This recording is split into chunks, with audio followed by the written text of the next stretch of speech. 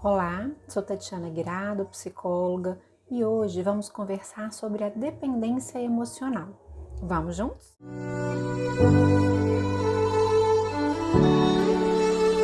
No último domingo, conversamos sobre dependência, mas falamos de dependência lícita, ilícita e dependência de tecnologias. Continuando esse mesmo assunto, hoje vamos conversar um pouquinho sobre a dependência emocional. O que é a dependência, então, emocional? Ela ocorre, né? Uma dependência que ocorre nos relacionamentos interpessoais, tanto amorosos, familiares, quanto de amizade, aonde a pessoa que é dependente, ela não consegue viver bem sem essa pessoa ao qual ela se considera dependente ao lado dela. Então a pessoa, ela deposita no outro uma expectativa de que ela preencha um vazio, um espaço e assim traga para ela uma sensação de completude. Bom, qual que é o grande risco de tudo isso, né, gente? É que nós não conseguimos encontrar essa completude. E aí, a nossa relação com essa pessoa a qual eu me sinto dependente, ela acaba sendo uma relação às vezes conflituosa, uma relação de insatisfação, possivelmente de ambas as partes. E aí a gente tem que estar sempre tentando prestar atenção e tomar cuidado na nossa forma de relacionar. Quais seriam os primeiros sinais que a gente pode te dizer de uma relação de dependência? Claro que não é uma regra, mas são coisas para a gente começar a prestar atenção. Bom, o primeiro deles seria uma dificuldade em dizer não e de discordar do outro por medo de ser rejeitado. Então, o medo de não ter aquela pessoa ao nosso lado, né? Entendendo que pode ser um parceiro de relacionamento ou amizade ou pessoas da família, como falamos anteriormente. Então, com receio de perder essa pessoa, a qual eu me sinto dependente, eu tenho dificuldade de dizer não para ela e de discordar de qualquer coisa que seja, porque eu não quero perdê-la. Um outro sinal, eu tenho o hábito de fazer tudo pela outra pessoa, com o objetivo de manter essa pessoa perto de mim. Então, normalmente são pessoas que antecipam. Antes mesmo do outro pedir um favor, falar o que está precisando, a pessoa já percebe o que pode ser, até pela convivência, a gente já consegue ter essas noções, e a pessoa se antecipa e ela já faz tudo pelo outro. Uma outra questão, ter um ciúmes um pouquinho além do que a gente pode considerar como ciúmes normal. E uma exigência de atenção. Então é uma pessoa que a gente percebe que a gente fala de uma carência. O tempo todo ela está necessitando de que essa pessoa esteja com a atenção voltada para ela. Quarta situação, uma incapacidade de planejar, de fazer planos pessoais sem incluir essa outra pessoa nesse planejamento. Então ela não consegue se ver fazendo algo sozinha, ela não planeja algo sozinha. A outra pessoa está sempre inserida nos planejamentos dela. Ela exige que a outra pessoa passe com ela todo e qualquer tempo livre que ele tenha. Então, normalmente, são relações que elas são mais, a gente pode chamar mais, que sufocam. Então, se a pessoa, por exemplo, trabalha e estuda, enquanto ela está trabalhando e estudando, ok. Se não for essas duas situações, qualquer outro tempo livre, ela tem que estar com essa pessoa a qual ela se relaciona e que se sente dependente dela. Então, é uma exigência de presença o tempo todo.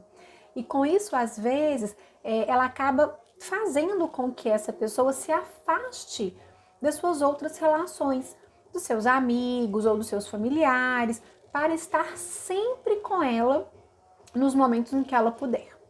Então são situações que a gente tem que prestar atenção, porque acaba que vai desgastando o relacionamento e não é bom nem para um e nem para outro. E aí a gente pode pensar, mas o que torna uma pessoa dependente emocionalmente, né? Quais são as causas disso? Nós não temos um único fator, são várias as causas que podem influenciar para a pessoa ter esse comportamento, mas nós vamos trazer algumas ideias do quais poderiam. Tá, então a gente tem uma baixa autoestima. Então a pessoa que ela não se valoriza, ela não se reconhece como importante, ela vai possivelmente ter uma dificuldade nessas relações, se tornando mais dependente. Uma pessoa que é insegura, que ela não confia na sua própria capacidade, também pode se tornar uma dependente. Um pensamento de que, vamos chamar que é um valor social, tá? Um pensamento de quem chega a uma determinada idade e está sozinha, ela é uma fracassada, ela não conseguiu se relacionar, ela não conseguiu namorar, casar, enfim. Essa sensação de fracasso, para algumas pessoas em determinada idade, pode contribuir para que ela se sujeite a uma dependência numa primeira relação que ela tiver. Porque na cabeça dela, se ela não manter aquela relação, ela vai ser então uma fracassada, por exemplo, ela vai se tornar dependente dessa pessoa porque ela não pode perder a custo algum. Então é um outro fator que pode contribuir. Quarto fator, ter sido abandonada física ou emocionalmente na infância. Então ter tido uma história lá atrás de abandono que hoje é como se a pessoa revivesse nas situações esse medo. E por isso ela, a todo custo, ela não quer perder aquela pessoa. Então ela se torna dependente dela para não passar novamente por uma sensação de abandono ao qual ela viveu. E a última situação é algum trauma que a pessoa pode ter sofrido, não necessariamente vinculado ao abandono, mas traumas emocionais que podem também contribuir para que ela se torne dependente emocionalmente. Bom, diante de tudo isso, né, é importante a gente tentar precisar, descobrir qual a causa da dependência dessa pessoa, até para que ela possa então tratar essa raiz e aí melhorar as suas relações. É muito importante nós estarmos pensando que ninguém preenche vazio de ninguém. As pessoas não conseguem fazer isso, não existe essa possibilidade. Então é importante a gente começar a trabalhar isso conosco. Uma outra situação que é importante a gente pensar, nós não podemos escolher o outro como nosso porto seguro. Nós precisamos inverter isso e nos colocarmos como nosso próprio porto seguro. Mas para que a gente dê conta de fazer tudo isso, muitas vezes é necessário uma ajuda. E aí entra o processo da psicoterapia, que vai então nos ajudar a construir o nosso amor próprio, a nos fortalecer e a trabalhar todas essas questões que eu falei anteriormente com vocês, da autoestima, da confiança, dos nossos traumas, dos nossos abandonos anteriores, para que a gente possa então estar mais forte, entendendo que nós somos pessoas importantes sim e que devemos nos amar. Então aí entra essa questão do nosso amor próprio, que precisa ser construído para que eu não tenha uma relação de dependência.